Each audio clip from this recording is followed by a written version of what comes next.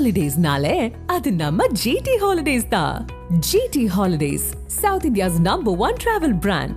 You know you are special when you're with GT Holidays.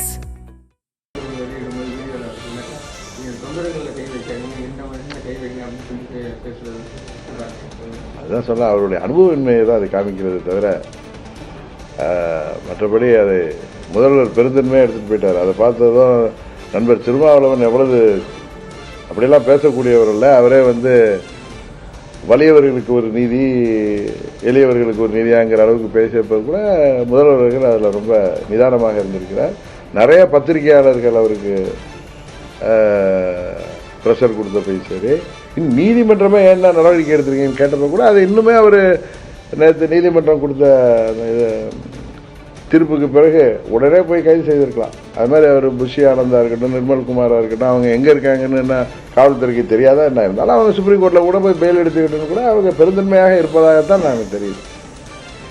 இது ஆட்சிக்கு நான் ஆதரவாக பேசலை, நமது அரசாங்கம் நாம் பிடிக்குதோ இல்லையா தமிழ்நாட்டின் அரசாங்கம் இதில் சரியாக செயல்படுவதாக தான், இன்னொன்று காவல்துறை சரியாக செயல்படுவதாகவும், இன்னும் சில பேர் சொல்கிறாங்க. அண்ணன் பழனிசாமி சொல்லுது அவங்க மூத்த ஐஏஎஸ் அதிகாரி அவங்க திருமதி அமுதா அவர்கள்லாம் இதில் அவங்களாம் எவ்வளோ ரெப்யூட்டட் ஆஃபீஸர்னு எல்லாருக்கும் தெரியும்.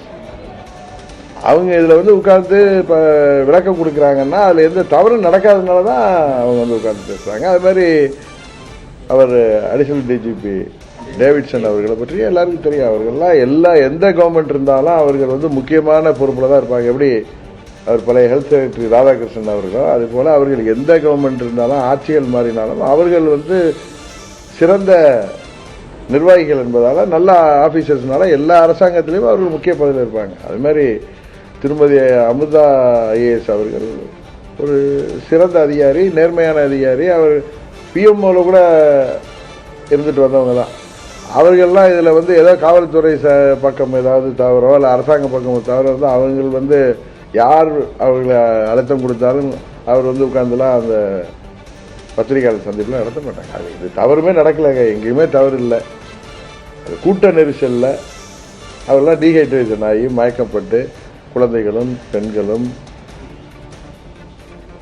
நண்பர்களும் அங்கே மிதிப்பட்டு இறந்துருக்காங்க. அதான் வைத்தியர்ச்சலாக இருக்கே தவிர இதுக்கு யாரையும் போய் நம்ம குற்றம் சொல்வதனால அது சரியாக இருக்காது. அதனால் இதில் தாவேக்காவையும் நாம் குற்றம் சொல்ல முடியாது. அவங்க தார்மீக பொறுப்பேற்றிருக்கணுங்கிறது தான் எல்லோருடைய எதிர்பார்ப்போம். அதுபோல் அரசாங்கம் இதில் சரியாக தான் டே 1லேருந்து செயல்பட்டு வராங்க. இன்னும் சொல்ல போனால் முதல்வருக்கு யாரையும் கைது செய்ய வேண்டிங்கிற எண்ணமே இல்லை.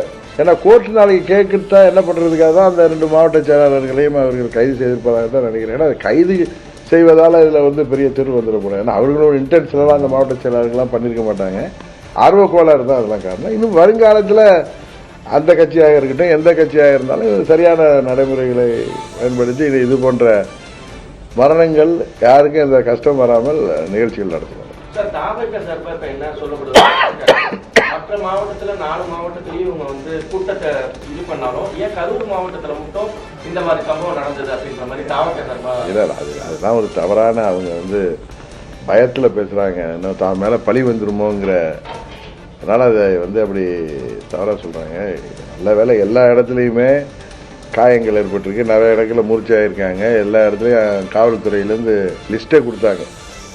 விழுப்புரம் மாநாட்டிலேருந்து மதுரை மாநாடு, மற்ற திருச்சி, அரியலூர், நம்ம திருவாரூர், நாகப்பட்டினத்துலாம் எத்தனை பேர் இதில் காயப்பட்டாங்கலாம் கொடுத்துருக்காங்க. நல்ல வேலை தெய்வாதீனமாக அங்கெல்லாம் நடக்கலை, அவ்வளோதான். அங்கே நடந்துருந்தா யாரை குறை சொல்லியிருக்க முடியும்? இப்போ இங்கே கரூரில் நடந்ததுனால முன்னாள் அமைச்சர் ஒருவரை குறை சொல்கிறாங்க. இது அங்கே நாமக்கல்லில் நடந்திருந்தால் யாரை சொல்லியிருக்க முடியும்?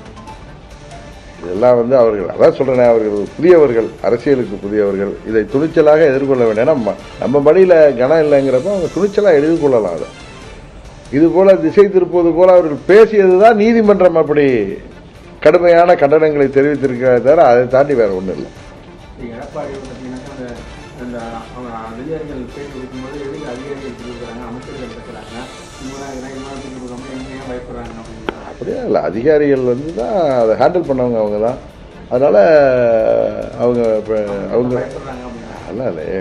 செந்தில் பாலாஜியே உட்காந்து தான் கிளியராக அன்றைக்கி பேட்டி கொடுத்தது கூட நான் தொலைக்காட்சியில் பார்த்தேன். ஏன்னா எங்கள் கட்சியில் இருந்தவர் தான், எனக்கு பழைய நண்பர் தான். இப்போ அவர் திமுகவில் இருக்கார். அதுக்காக நம்ம வந்து அவரை காழ்ப்புணர்ச்சியோடு பார்க்கக்கூடாது. அவங்க எனக்கு அவர் நல்ல பழக்கம். 2006 எனக்கு நல்ல பழக்கம்னா அவருக்கு இதே மாதிரி ஒரு குரூர புத்திலாம் இருக்குன்னு தெரியாது. அரசியல் ரீதியாக அவர் வெற்றி பெறணுங்கிறதுக்காக அரசியல் ரீதியான முயற்சிகளை செய்வாரே தவிர இதே மாதிரி போய் அங்கே பண்ணி அவங்க ஊரில் பண்ணி அதனால என்னத்தை லாபம் அடைய போகிறாரு? அதெல்லாம் வந்து ரொம்ப கேட்குறதுக்கே ரொம்ப அண்ணன் பழனிசாமி பேசுவது இப்படி தரம் தாழ்ந்து போயிருக்காரு அப்படிங்கிறது தான் நமக்கெல்லாம் வருத்தத்தை அளிக்கிறது. ஆனால் பழனிசாமி அப்படி தான் இருப்பாருங்கிறது நமக்கு எல்லாருக்கும் தெரியும்.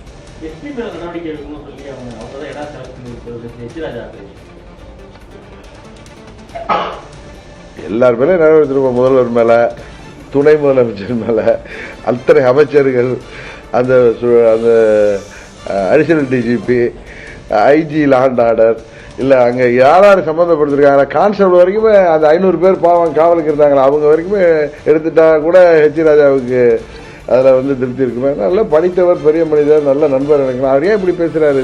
இதனால ஒன்றும் 2026 தேர்தலில் வந்து ஒன்றும் மாற்றம் வர போகிறதில்லை. இது மக்களுக்கு தெரியும். இதில் என்ன நடந்ததுன்னு தெரியும். இதில் எந்தவித சதியும் கிடையாது. தாவேக்காவுக்கு எந்தவித அது போன்ற எண்ணமும் தெரியாது, யாருக்குமே தெரியாது. அதுக்கு அங்கிருந்த காவல்துறை அதிகாரிகளாக இருக்கட்டும், யாருக்குமே அந்த மாதிரி ஒரு நிகழ்ச்சி நடக்கும், அப்படி ஒரு துர்சம்பவம் நடக்குன்னு யாருக்குமே இது இல்லை. இது வந்து ஏதோ ஒரு விபத்து தான். அதான் நான் அன்றைக்கு சொல்லதான் ஒரு விபத்து. இதில் என்னதான் சிபிஐயில் இன்டர்போல் விசாரணை நடந்தனாலும் அதான் வர முடியுமே தவிர இதில் ஒன்றும் வேறு எதுவும் வரப்போகிறது இல்லை. இல்லை சிபிஐ என்ன முதலமைச்சரை சிபிஐக்கு ஆர்டர் போடலாம். இப்போ கோர்ட்டு வந்து எஸ்ஐடி போட்டிருக்கு. அவர் கார்கை பற்றி நல்ல ஒப்பீனியன் நான் நண்பர் அண்ணாமலையே இன்றைக்கி சொல்லியிருக்காரு. நான் டெல்லியிலேருந்து அவர் கொடுத்த பேட்டியோ இல்லை ஏதோ ஆங்கில தொலைக்காட்சி கொடுத்த பேட்டியை பார்த்தேன். அதனால் இதில் வந்து யாருமே தவறு செய்யவில்லை. இது விதி செய்த சதின்னு வேணால் எடுத்துக்கிட்டு போகலாமே தவிர நம்ம சும்மா பேசுகிறது அது வந்து அரசியலில் உள்ளவர்களுக்கே நமக்கெல்லாம் அசிங்கமாக தெரியுது. அவ்வளோதான்.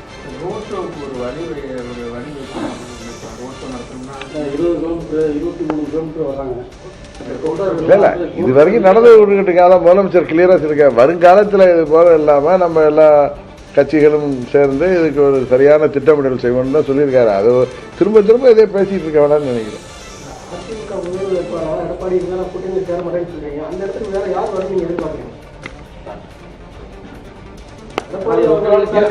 நான் தான் அன்னைக்கே சொன்னா ஏற்கனவே சொல்லியிருக்கேன். எடப்பாடியை தவிர யார் ராமசாமியா இருந்தாலும் சரி, குப்புசாமியா இருந்தாலும் சரி, எனக்கு ஒன்றும் கிடையாது. எனக்கு அதிமுக மேல எந்த விரோதமும் கிடையாது.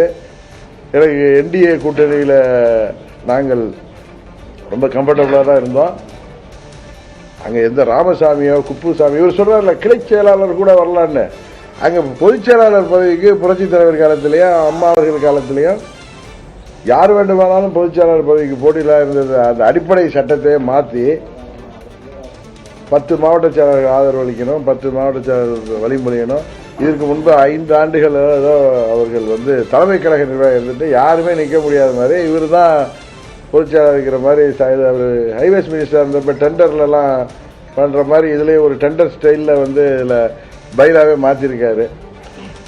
அதனால் இப்போ அதிமுகங்கிற கட்சி இல்லை, இது இடிஎம்கே தான் இருக்குது. அதனால் இந்த இடிஎம்கேல இருக்கிறவங்கள இவரை தவிர வேறு யாரோ குப்புசாமி ராமசாமியாக இருந்தாலும் சரி, எங்களுக்கு அதை பற்றி ஒன்றும் இல்லை. எங்களுக்கு வந்து அம்மாவுடைய கட்சி இன்றைக்கு மீண்டும் அம்மாவுடைய ஆட்சி வரணுங்கிறதுல இல்லை. ஆனால் எடப்பாடி பழனிசாமி திராவிட முன்னேற்ற கழகம் ஆட்சிக்கு வருவதற்கு இது நிச்சயம் வாய்ப்பே இல்லை. அது இந்த இப்போ நான் இங்கே இதனால அவர் அடிக்கிற கூத்தெல்லாம் எல்லாரும் தமிழ்நாட்டு மக்கள்லாம் பார்த்துட்டு இருக்காங்க.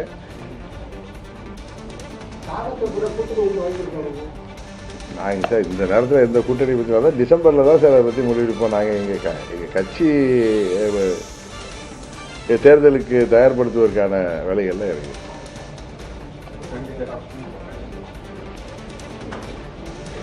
ஆமாம்.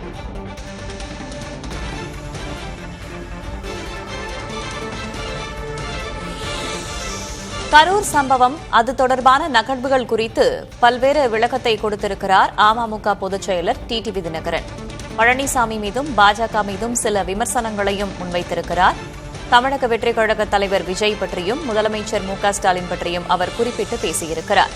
முன்னதாக விஜய்தான் தார்மீக பொறுப்பேற்றிருக்க வேண்டும் என்று தெரிவித்துள்ள டிடிவி தினகரன் முதல்வருக்கு பாராட்டும் தெரிவித்துள்ளார். கரூர் நெரிசலுக்கு தாவேக தலைவர் விஜய் தார்மீக பொறுப்பேற்றிருக்க வேண்டும் என்றும் எந்த தலைவரும் சொந்த கட்சி தொண்டர்கள் இறப்பதை விரும்ப மாட்டார்கள் என்ற முதல்வரின் கருத்து சரியே என்றும் கருத்து கூறியிருக்கிறார். அதேபோல அதிமுக பொதுச் செயலர் பழனிசாமி மீதும் பாஜக மீதும் சில விமர்சனங்களை அவர் முன்வைத்து பேசியிருக்கிறார். கரூர் சம்பவம் குறித்து செய்தியாளர்களின் பல்வேறு கேள்விகளுக்கு பதிலளித்திருக்கிறார் அமமுக பொதுச் செயலர் டிடிவி தினகரன். அதேபோல அமமுகவின் கூட்டணி தொடர்பான விஷயங்களையும் பகிர்ந்திருக்கிறார். டிசம்பரில் கூட்டணி தொடர்பாக முடிவெடுக்கப்படும், அது அறிவிக்கப்படும் என்றும் அவர் குறிப்பிட்டிருக்கிறார். டிசம்பரில் கூட்டணி முடிவு அறிவிக்கப்படும் என்று அமமுக பொதுச் செயலர் டிடிவி தினகரன் செய்தியாளர்களுக்கு தகவல் தெரிவித்துள்ளார்.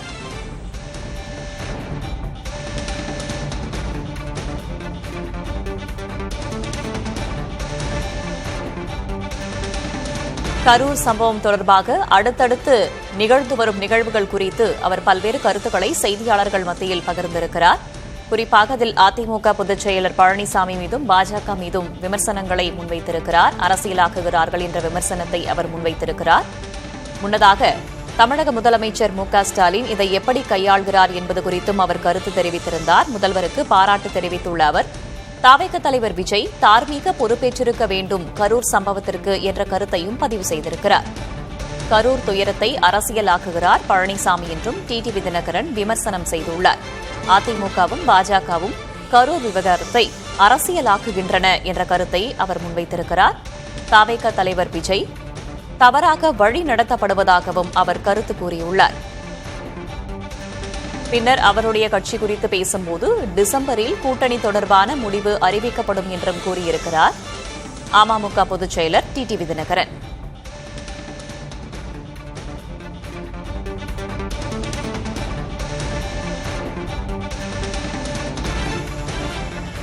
கரூர் சம்பவம், அதனைத் தொடர்ந்து நடைபெற்று வரும் நிகழ்வுகள் குறித்த செய்தியாளர்களின் பல்வேறு கேள்விகளுக்கு டிடிவி தினகரன் பதிலளித்திருக்கிறார். ஹாலிடேஸ்னாலே அது நம்ம ஜிடி ஹாலிடேஸ் தான். GT holidays, South India's #1 travel brand. You know you are special when you're with GT Holidays.